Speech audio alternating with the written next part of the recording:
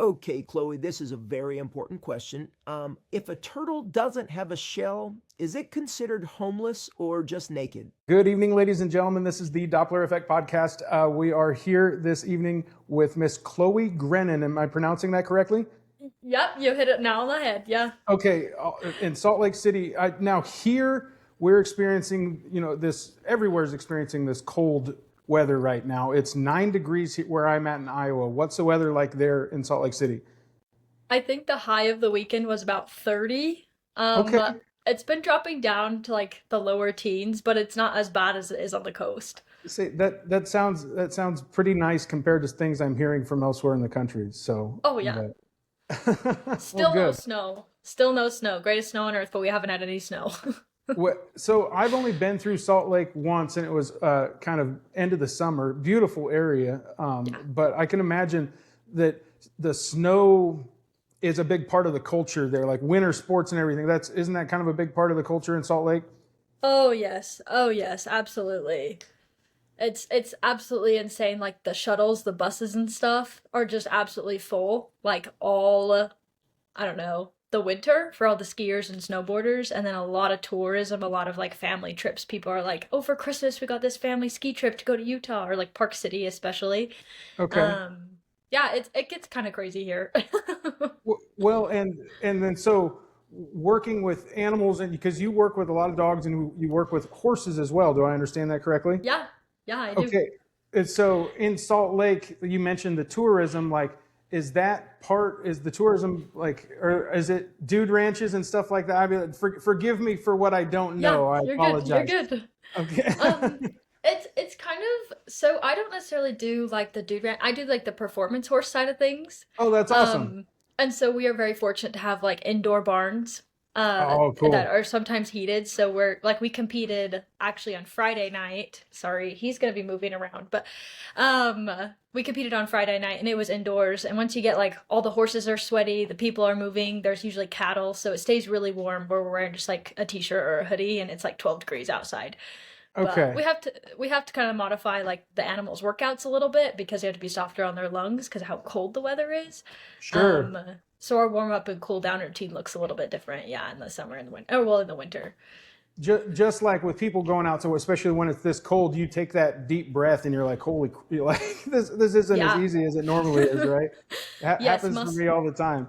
yes, their muscles definitely take a lot longer to warm up and they take a lot longer to properly cool down. And once they get sweaty, you can't put them away wet because then they get sick because it's cold, Oh right? yeah. So we have to just make sure that they're properly taken care of that way. For sure, for sure. That's awesome. It's cool to come across people that have, and I'll want more of this story, but you've clearly have a background in working with animals, it seems. Or is that just something you've kind of done throughout your life and that has become, like, I don't know, what's the animal story with you where animals became so important? It's honestly all a hobby for me. Like I Okay, have like my real job. I don't work with animals. I don't do anything with animals like okay. income wise. It's all just a hobby. And so it just kind of like we're never bored in our I don't know house. We That's have awesome. 50 million different hobbies, so we're always trying something. And then these guys are just the year-round hobbies. And So this must be Yeti. it is Yeti. Yes, I know. I have a bunch of things for him to like. I'm like, come lay down. He has like a bed right here. He's just a puppy, so I like give him But a little still a pretty chew. big boy. What's he probably weigh 85, 90 pounds already or more than that? He's about 150 right now. 150 already. Holy smokes. Yeah, Okay. he's Yeah, you like, probably get that a lot. yeah, he's quite large. He's very large. He looks very small on camera, but he's a big boy. Okay. And so I know that Eddie is a Pyrenees, and then what's the other dog cross that I He would just mispronounce it, I'm afraid. he's an Akbash. An So Akbash. so they're a Turkish breed. Okay, that's So they're awesome. very similar to like the Anatolians or Kangals. Very big. Their name actually means whitehead. And so usually you see them with like cropped ears. Usually they like cut their ears. They do like that Okay. like backyard crop because they're livestock guardians, you know. But they're Still the same purpose, like a working livestock guardian dog. yes, yes, Okay. yes. That's so cool. They're- I've had a Pyrenees in the past. I had well, but they've both been mixes. I had a Mhm. German Shepherd Great Pyrenees at one Oh point, well. and Mm. which she was a very cool dog. But you know, then let's see, what was the one in college? She was there was Pyrenees in lab, I believe. That's These pretty common, was a yeah. rescue dog. But yeah, beautiful when like a working dog to see them work and to see them understand what they're doing. Like a guardian dog in particular, like to have that job of just like taking care of the stock. That's so Yes. cool. So Very, very tough personalities to work with. And the Akbash, so the Pyrenees is a lot more. So he's like 90% Akbash. He has such little okay, amount of Pyrenees in there. They're a lot more like aloof to people. They're okay, very like livestock based, whereas like the Pyrenees, like they can be a good pet if that makes sense. yeah. Whereas I don't recommend an Akbash to literally anybody. They're a very tough dog to deal with. So So. how did you find yourself an Akbash? It doesn't. I mean, if it's a Turkish breed, I imagine that there's not just Akbashes floating around. In many cases, I imagine. So it's really crazy because there's still a lot that people don't know about the breed. So they're Okay, actually genetically not related to the Pyrenees at all. They look very really? similar, but they're not genetically related. And so we are very big, well, especially my fiance in big game hunting. And Oh, fun. so he goes out and he'll go on like his elk hunts and whatnot, but he goes out by himself and we wanted to get him a companion. We deal with Smart. a lot of like big cats, coyotes, all those kind of things in our area. So we wanted something that could go up with him that we felt confident not only to like hold their own, but hold their own. Um, and just as a companion, he's just a big fluffy teddy bear. Yeah, yeah. So So has that demeanor where that they can be a good protector and a good companion, I'm sure. But then, yeah, also it seems like he's a great pet. And how old did you say he is? He's about a year and a half. About a He year and a turns half. 2 in July. Yeah. Okay. So Okay. Well, incredible dog, but yeah. that's really fun. Okay, and then so you have two other dogs as well, and they're all working breeds, if I understood correctly. Somewhat, yes. And so Okay. I have a red heeler, a super stock bred red heeler. And of course we use him for like barn stuff. He kind of was a dud in the litter. His brothers go and they go out on the range and they go help and they move cattle and whatnot. Whereas mine, I mean, sometimes we push around sheep, but for the most part, he's the one that like he's my companion. He'll go watch me Hmm. ride my horse for hours. Oh, He's fun. very in your pocket. Go that way. Um, like, he's very big, so when he wants to be in my lap, it's not He's doable. not shy about it, huh? No, no. He's a mama's boy, that's for sure. And then I have a American Pit Bull Terrier healer mix as well. That he was a rescue. So Okay. yeah, Oh, it, that's it awesome. it's kind of funny, yeah. So I don't know. They all have a purpose, but yeah. They're all entertaining in one way or another, I imagine too. Oh my gosh, they're all. I love herding breeds. Herding breeds are like my knack. Hmm. I love working with them. They're super easy to work with. My mom grew up showing American Pit Bull Terriers in UKC, Oh, so we grew cool. up around the breed. We very big about big breed advocates kind of thing. Um, and so we had rescued him. He was like 4 months old, so he didn't live that hard of a life before we got him. But um, incredible dog. High, super easy to train. He's the one I do everything with. So yeah, So, make have you found that training different breeds, like or you mentioned that Yeti was could be a little stubborn. Like, are they different from breed to breed when you go training them? We definitely have to think outside the box with Yeti. He's not very toy driven, he's not very food driven. And he's 150 pounds and he's about 33 inches tall at the shoulder. So he's a big dog. Yeah. And so getting him to do things and he moves a lot slower than like your typical like, I mean, even like your GSPs, like you can get them to do things really fast, you know. Right. Too Um fast yeah, sometimes. exactly, yeah. Yeti definitely takes like just that half a second longer. If you want him to down, you really have to be patient. But he knows obedience. He has great obedience. We're very strict about that.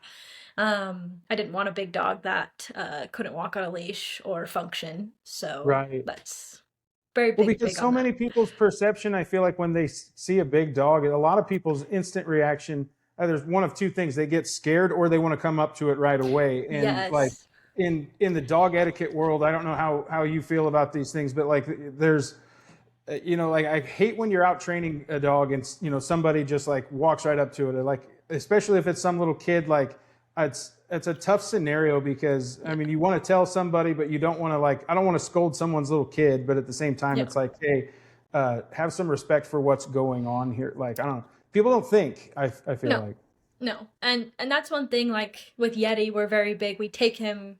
We've been doing everything hands on with him since we got him at like 16 weeks old, and everything okay, started right then and there. And so like we have a Shields by us, and so we're constantly going to Shields because it's super dog friendly. And so there's a lot of kids that want to come up. This dog looks like a walking marshmallow. Like everybody of wants to come course, up to him, yeah. you know. And so these little kids would bobble up to him, but I mean, him just moving around, he'll knock you over. And so it's been very tough, but also I've gotten a lot more ballsy with saying, "Oh no, he's training. He's just a baby." I used to like shut down when that had happened in public, and so he's really helped me with my out and about confidence with talking Well, to people. that's good. That's good. Like, okay, so with my experience in big dogs, they love to come and like pull that lean up against you and just lean right into you. Is he a leaner? He was when he was younger, but that was one thing that we kind of nipped in the butt like super Good. fast. Like I'm a very small person, and I'm the one that does I do all the training and whatnot with the dogs. And Okay. so it was very important to me to have the dogs respect my bubble as well as respecting their bubble, you know? So he's he's definitely pushes his size a little bit, but he's not. No, he's not that bad. He's definitely very well mannered for a dog of his size and his breed. So He's not just like walking over and putting his face up on the counter, four legs on the ground, stealing. Okay, that's good. That's no, good. he'll like sometimes sniff a little bit. He barely has to pick his head up to sniff up on the counter, but he's Hmm. really really good about. He's a very timid personality, so he can't like a harsh correction for him is just a very stern no, and it hurts Hmm. his feelings. So it doesn't take a lot to get him to not listen, you know? He doesn't Yeah. need hard correction. He takes the Um correction. He takes the criticism. He's like, okay, I'm sorry. yeah. Yeah. No. And he's very like it's so funny cuz he's like the only dog we actually like let on our couch, which he sheds the most. He's the I was gonna biggest. say He the barely fits on long-haired our white dog sheds the most, and he's the one allowed on the couch, huh? It doesn't make any sense. But I mean, he'll come up on the couch and like he'll just full on like he can jump up on the couch from the back of the couch and he's just a puppy. That's something we have to remember. Like he still is just a puppy. But he's not bad. He's such a good dog. That is one of the tougher things to remember, especially when if you've raised a lot of dogs through your life, is remembering how long the puppy stage is and reminding yourself like, hey, it's just a puppy. Like it's, you can't compare your dog at 6 months to somebody's dog at 12 months to 18, like Oh, and a lot of absolutely. it depends too on the handler and how much work is going into that dog too. Hmm. Because I mean, you've probably seen people with like, real young puppies that know fairly basic obedience, and then you'll meet another dog that it's just like, well, this dog you can tell hasn't been worked with at all, type of. Well, and that's something that's so crazy, like coming into like I wasn't really like I was part of the dog stuff, but I never really got into the dog stuff up until about January of last year. Okay. And so that was one thing that was really shocking to me is how much people pushed such young puppies, and then when they would get 2 years old, then they became like super tough because they were just burnt out. And they never were allowed to be a puppy. They were never allowed to actually mentally mature. They were just so push, push, push instead of letting them actually grow up. And you can definitely see the training and personality of my dogs like get better as I've gotten better as a handler. I'm grateful that my first dog was extremely mentally bomb proof because I did not do like looking back, I did not do anything I was supposed to. And if I There's a did, learning curve. yes, yes. And each of my dogs are just getting so much better. Like Yeti has the best house manners. He probably has some of the best like out on the town obedience versus my actual like competition dogs that compete in obedience. And so it's like it's just funny to see the difference in them. In my skills as well.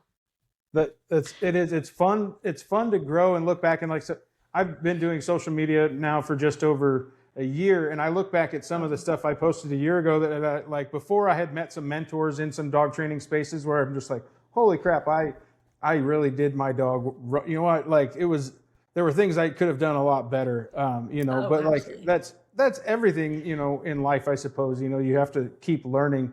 And like that's something that with this podcast, a lot of people probably think I'm nuts because I'm just this guy talking to his dog through AI, basically. But like the idea behind it being the Doppler effect is like, well, you and we can experience the exact same thing. We could put up a video and watch the same video and have two completely different experiences. But at the end of the day, can we sit down and have a conversation that still somehow aligns us? And sometimes what we align on in this community that I was lucky to find is like, hey, we all really love dogs. Like, is that something we can talk about? And then if we talk about other things, at the end of the day, can we still be like, all right, hey, let's find things that we agree on and move forward versus like the divisiveness of the world today. So Oh, absolutely. And everything in the dog world, it's so funny. Because coming from the horse world, like I'm a heavy, heavy, heavy competitor in the horse world.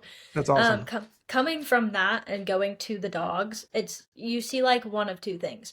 There is definitely a different path that everybody could take to get to the same destination, right? As well as what you tell me that I'm doing wrong might only be wrong because you're uneducated in my stuff, but doesn't mean you're also wrong at the same time, you Right. know? And so it's like, do I agree? Maybe not. But also, do I think it's bad for you? Absolutely not. Does it make sense? No, that Like, makes sense. Like I love the idea, and I wish more people would kind of jump on board with this. Is like it's it's okay for both parties to be somewhat right and somewhat wrong. Like if there's something wrong going on, like just because you're seeing something wrong, again, you may not be educated enough in the situation, or like, but what the true wrongdoing in that is then like not acknowledging that, like, hey, I don't know what's going on, let me dig into this a little deeper, and then doing solid, doing the work of like, all right, let's look at both sides of the story, yeah. as and in some cases I think that's just like, hey, let's wait for all the best information to come, instead of jumping to conclusions, which is a whole other can of worms. So I don't Oh want to yeah. jump too far. No, But you're good. so you mentioned like the crossover between the horse world and the dog world, and I feel so Doppler was going to ask some of these questions, but like Doppler is still going to ask a funny question or two that will be fun. But like I've heard before that there are a lot of similarities between training horses and training dogs. Like, what's your take on that? I actually was just having this conversation yesterday. Actually, this morning. I was having this conversation this morning. Um, their minds, the way that their minds work is extremely similar. You make the wrong thing hard and the right thing easy, right? And that's just like a bubble. That's very broad. Like you sit when I tell you to, great, the cookie comes super easy, right? Or Right. like with horse stuff, it's like you don't want to do this. Okay, then you have to work a little extra harder in this area if you don't want to calm down, and now you can relax in the hard area, you know. Um it's a lot of pressure release. That's the only things horses know is pressure and release. Whether pressure be like my body presence, whether my pressure be my voice, whether my pressure be my legs.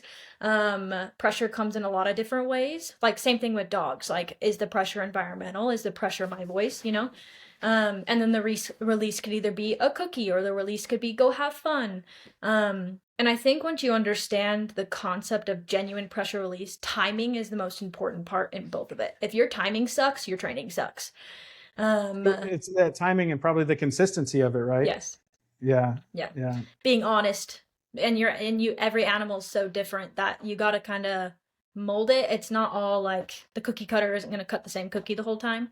And so I think that's another thing that a lot of people struggle with in the horse world. You see a lot of big trainers, and they produce really nice animals sometimes, but they're not going to highlight the bad ones that didn't fit their path of success that they had created. I've had similar Um, conversations about folks in the dog world as well. Like, yep. it's and that goes with social media in general. But you see, or people see what they want you to see, really, Yeah. which, good for them. But if you can put out good results, but the reality is not everybody, hits a home run every single time, right? hmm Yep. That is one thing that it's very, especially in the horse world. You the horse world is, there's so much gray area, and that's the one thing I'm really really learning about, like the dogs and the dog training. And I just train my own. I actually work with a trainer, but um uh, it's been really cool because she's like, Chloe, you apply this to your horses, it's the exact same thing with your dogs. I'm a lot more shy when it comes to working with my dogs and my horses, I feel like. Interesting. um and so building my confidence there, I think a lot of it is like I'm really scared to do my dogs wrong. um with the horse world, I've worked under a trainer my entire life, and I've always had been very fortunate to have really, really nice performance animals that have been able to take me to the next step. And so I feel like I'm doing a lot of undoing with the training that I have done before, the more and more I'm growing. And that's a lot harder to do than starting from step one, you know? Right. Um, so yeah. Kind of developing, like taking the habits that you were raised with and then molding them maybe to fit your, like your own identity as a trainer, as a horse handler now versus Yeah. maybe, because again, not everything we learned is perfect. As kids, there you have to keep growing and learning. Hmm. So I like that idea.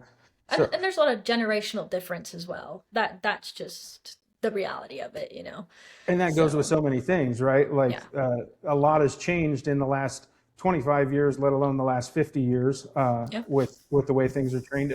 One thing that is a common theme I hear all the time with training is like as a handler, the mindset you go into it with, and I suppose that would go well with dogs or with horses or with any animal, is like if these animals, which I believe like they're picking up on our energy all the time, like if you're going in with a negative mindset, Mhm. that animal is going to pick up on it. Have you come across that thought process at all before? So I'm a very like prove it to me through science. I want to Hmm. know the why behind the question. Like I want to know why it works that way. I'm not trying to be like a jerk about it. I just want to know why. No. And I had gotten stuck. I had a really bad roadblock with my horse. I was struggling so bad. So I deep dove in the way that their minds work. And horses actually, I think it's their right. They don't have a developed like right frontal lobe, and so their thinking is a little bit different. And so like they're a herd animal. I'm just using this as an example because it kind of relates to the dogs. Sure. The largest part of a horse's brain is their scent receptor, and so people are like, oh, they can tell when I'm sad or I'm scared and other things, but is what's happening, like scientifically, in a very summed up bubble. When they're in a herd and they can't like say, hey, there's a predator over there, like they're gonna come at us. One of them alerts, right, and they're releasing a pheromone. A Okay. Sure. hey, there it's a scent thing. And so Sure. when you're happy, angry, scared, frustrated, whatever you're feeling, the animals, the horses especially, they react off of that because of the pheromones that you're producing. Interesting. So like I've gone into some events and I'm like, I'm angry, I'm frustrated, and I take a deep breath and I'm like, my body's not feeling that way, but my mind is feeling that way. And my horse is one of those horses. Her name is Caliente for a reason. Um so she's gonna make you feel bad and she's not gonna feel bad about it kind of horse. So take full advantage of you. She's such an ass. Um, she shows up when it counts, but we don't talk about the bad stuff. It's fine. Um, and so that is like a big thing for me is really keeping my emotions in check because if I don't, she will humble me very quick. And that's one thing I'm learning with my dogs. Um, I can be calm, but if I'm not in a good mind space to be able to work with them, I'm definitely not going to give them my all. Whereas if I was in a good headset, if that makes sense, I don't know No, that that quick, that like but so well summarizes it, and it's really cool that like you clearly did have that question and like you wanted to dive into it. Like that's awesome. A lot of people, or just take these things at face value. Like like yeah. I want to know what's going on. That's really cool that you dove in, which I think is also like.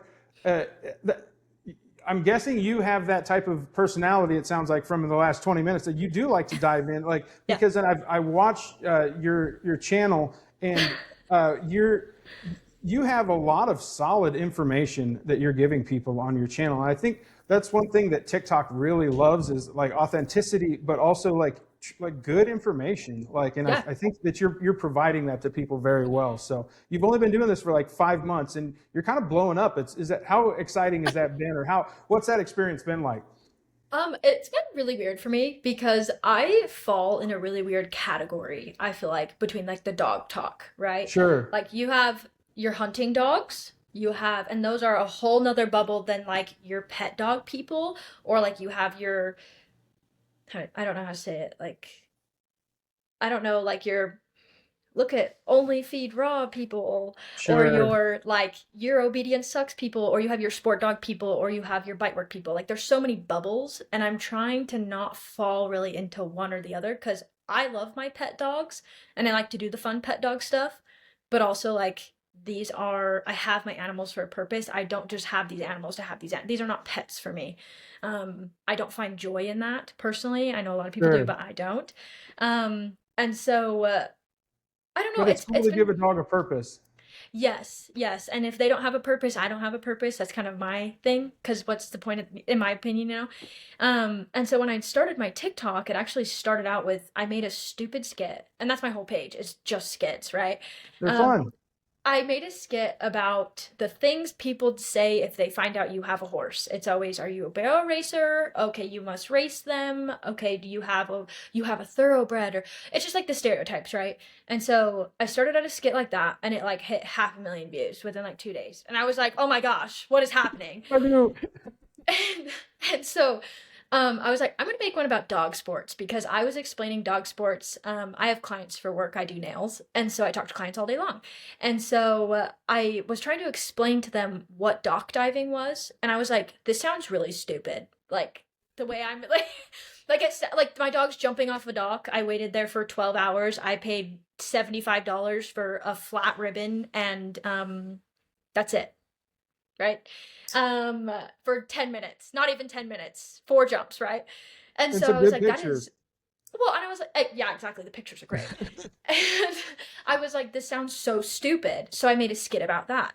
And then my page kind of snowballed ping ponging between like the horse world skits and then between the dog sports skits. And I was just made fun of all of the dog sports because it was so fun for me.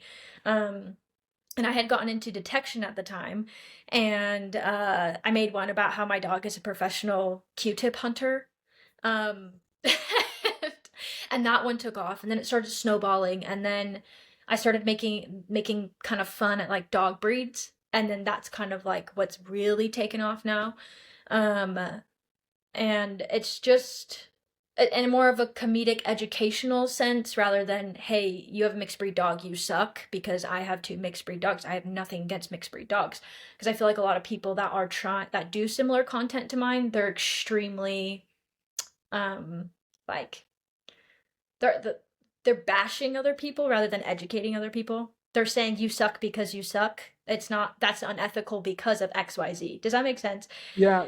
um Pe- Go ahead. People in the dog world can be particular, so, you know, and it's always it's a small percentage. Like, and I hope Yeah. that you've experienced the same deal where it's hopefully less than 1% of the people can be just like your internet troll, hypocritical, elitist Yeah. type person that is Yeah. just spreading hate in the world type of Yeah. deal. And And that's, go ahead. no, no, I was gonna say, and that's one thing like I'm actually very grateful for because my TikTok, I didn't expect it to get as big as fast. I feel like I grew extremely fast, and I didn't experience a lot of like negativity until I started to get. I don't consider myself like a big creator or anything, but as the bigger I'm getting, the more bitterness people are giving me, and a lot of it, again, coming from the horse world, a lot of bitterness comes from unhappy, jealous people.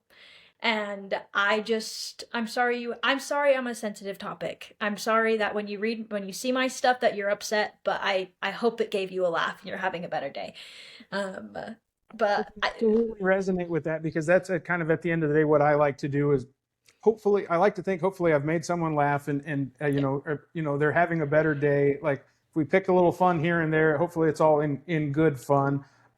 You know, and that's the it's the idea of social media. Like so, it's crazy how quickly a community can be built, yes. and it like how many people will just jump behind you because like you're telling a good story or you're you know you're having fun and people just appreciate that. And that's again like why I like the idea of having this podcast and having these type of conversations where like yeah we recognize that people don't get along and everybody doesn't agree like so I come from a background of veterinarians in the family. My dad's a veterinarian and then my younger sister and her husband, they're all three are in practice together.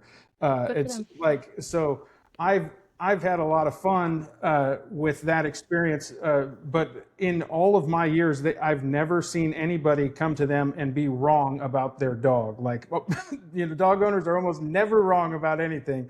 Like, it's really tough to get around that sometimes. But like, I think if we just have cool conversations like this, people can start to see things from a different point of view, which is, Oh, kind of the yeah. goal. Oh, no, So 100%. I think it's really important. People start to disagree when conversations stop, and that's very, one very thing. profound.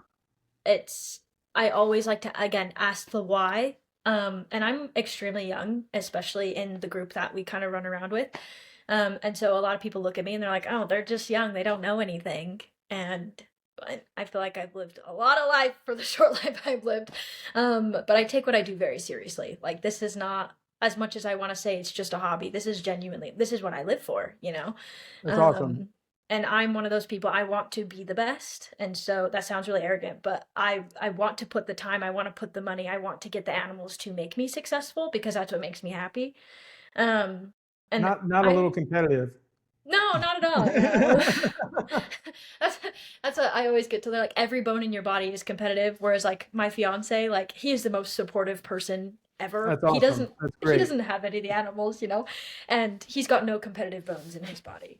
And so I Well, there's a carry it for balance both of there, us. there's a Yes. balance. So Yes. that's awesome. So we Okay, so I'm going to pull up a fun question from Doppler, if you don't mind. This is a super low budget podcast. It's not like a screen share. I'm literally going to hold up the iPad and you will hear a I'm here question for from it. Doppler. So, and this is kind of for the sound reel, I think.